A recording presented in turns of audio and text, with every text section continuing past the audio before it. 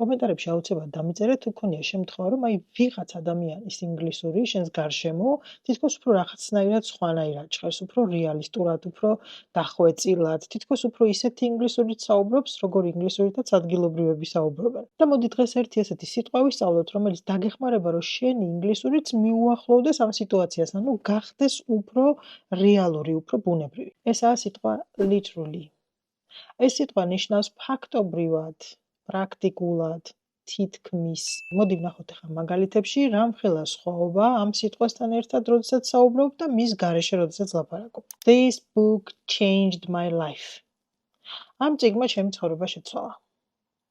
This book literally changed my life. ამ წიგნმა ჩემი ცხოვრება ფაქტობრივად შეცვალა. ეს მეორე ვარიანტი უფრო დახვეწილია, დამეთანხმები ალბათ, ხო? ამიტომ ეცადე, რომ ხშირად გამოიყენო ეს სიტყვა, ივარჯიშე შენ თავთან მაგალითებში და ნახე, რამდენად დახვეწილი გახდება შენი ინგლისური. მალე შევხვდებით.